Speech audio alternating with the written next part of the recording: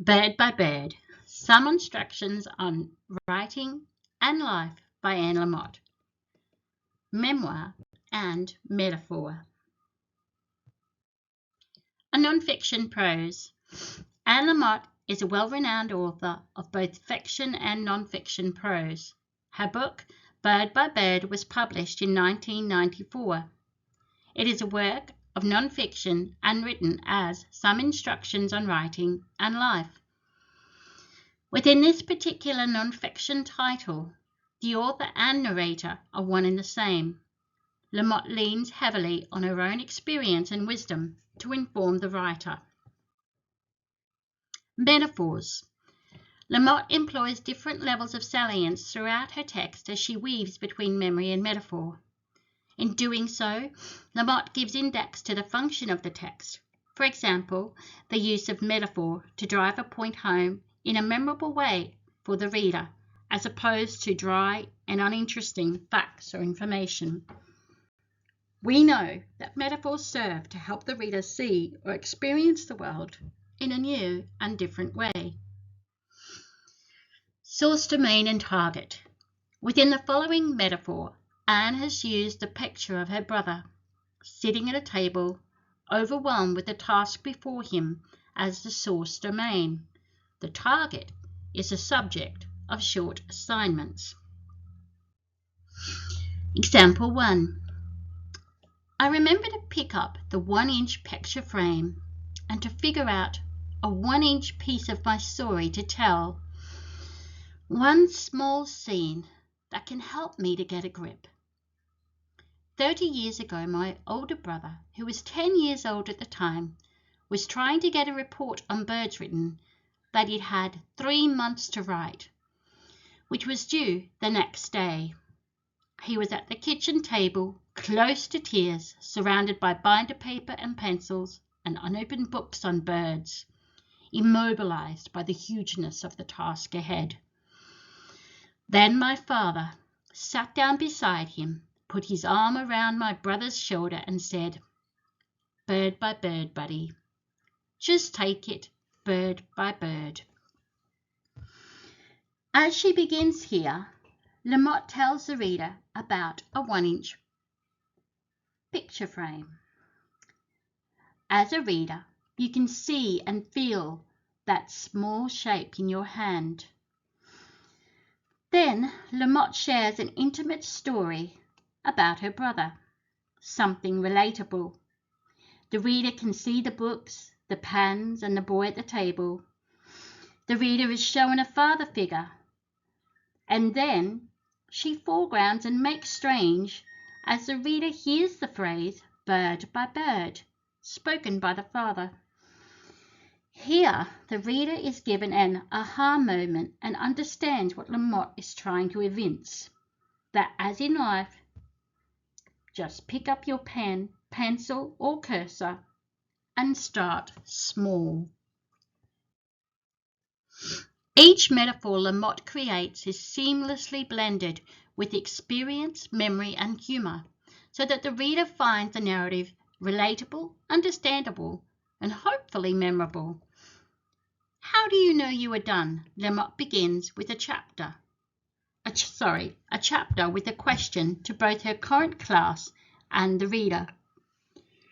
From here, Lamott leads her reader towards her target using a metaphorical image of an octopus, once again blending metaphor and foregrounding techniques. There's an image I've heard people in recovery use that getting all of one's addictions under control is a little like putting an octopus to bed. I think this perfectly describes the process of solving various type problems in your final draft. You get a bunch of octopus's arms neatly tucked under the covers. That is, you've come up with your plot, resolved the conflict between your two main characters, gotten the tone down pat, and put the two arms are still flailing around. Maybe the dialogue in the first half and the second half don't quite match, or there is that one character who still seems a bit one-dimensional. But you finally get those arms under the sheets too, and are about to turn off the lights when another long, sucking arm breaks free. This will probably happen while you are feeling burned out. Then, even though all the sucking discs on that one tentacle are puckering open and closed, and the slit-shaped pupils of the octopus are looking derisively at you, as if it might suck you to death just because it's bored, and even though you know that your manuscript is not perfect, and that it's the very best you can do for now, well, I think this means you are done. Here again, similar to the previous example, Lamott shares an unlikely image of an octopus.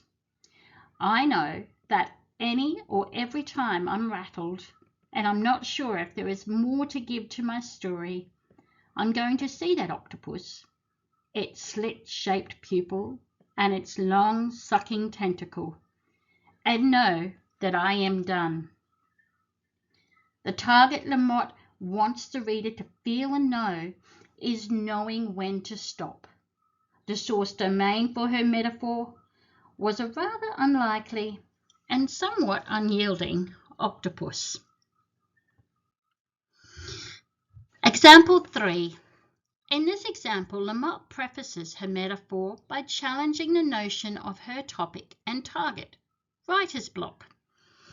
She does this by telling the reader that rather than being a block in their way, that it is actually closer to being empty. Lamott uses this idea as a launch pad to bring the reader along into the knowledge of creating space and time for their unconscious thoughts to rise and fill the writerly mind and reader once more. From here, Lamott employs this particularly humorous metaphor to help the reader know how to approach this writerly problem in the future. Everything you need is in your head and memories, in all that your senses provide, in all that you've seen and through and absorbed. There in your unconscious, where the real creation goes on, is the Dr. Seuss creature, in the clear, arranging and stitching things together. When this being is ready to hand things up to you to give you a paragraph or a sudden move one character makes that will change the whole course of your novel, you will be entrusted with it. So, in the meantime, while the tailor is working, you might as well go out and get some fresh air. Do your 300 words and then go for a walk. Otherwise, you'll want to sit there and try to contribute, and this will only get in the way. Your unconscious cannot work while you are breathing down its neck. You'll sit there going, "Are you done in there yet? Are you done in there yet?" But it is trying to tell you nicely, "Shut up and go away." Note here, Lamott also successfully uses foregrounding here to help the reader arrive at the target topic of writer's block within their mind. I know that every time I may get writer's block in the future, I will remember my little Zeus unconscious and go for that walk and trust it to work its magic at precisely the right time. Practicing Lamott's metaphor style. When I approached my own work, I'll admit it caused me to recognize that while I admired Lamott's flair for strange and humorous metaphor, I could only identify one that I had used recently, and that her technique is something I'd like to incorporate more of into my writing repertoire. For example, looking down once more, the Velcro straps on my blue sneakers curled, it seemed, like a tongue sticking out from a mouth, reminding me of yet another thing I could not do, tie shoelaces. Despite this, I continued to look at the belligerent tongues. Here, I've used the image of Velcro sneakers, the straps as tongues sticking out, to help the reader emphasize with the character's feelings of embarrassment and hopelessness. My target is empathy, while my source domain is the Velcro straps. Lamotte's technique of mixing metaphor with a memory or memoir while making strange and foregrounding can be used in a number of ways when writing from any prose angle.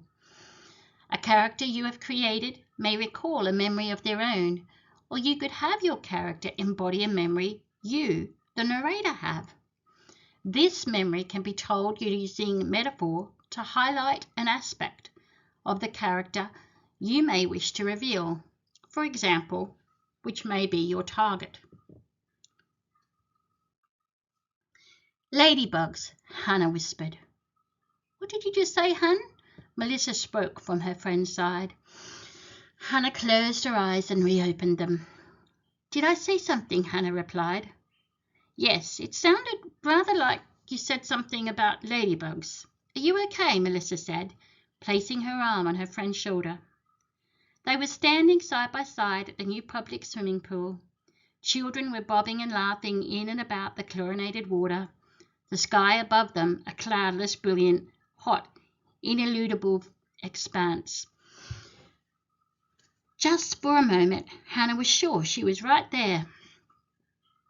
She had just dived deep beneath the water and resurfaced. The water was rippling from movement of her classmates around her.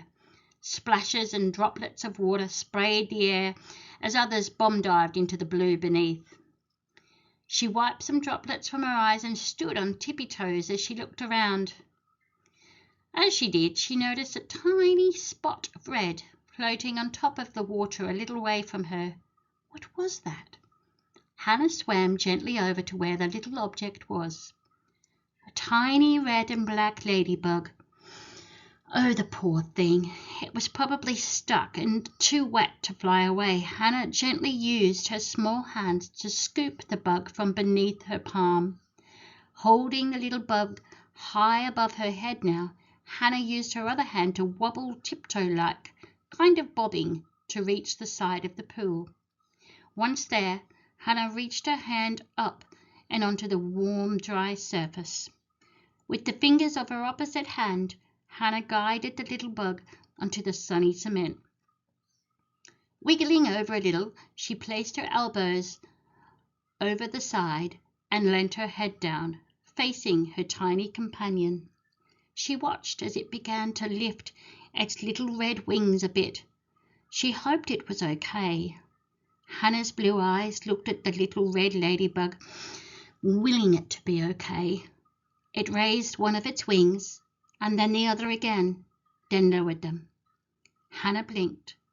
The little bug lifted her wings in unison a final time and rose up into the summer breeze and away from her sight.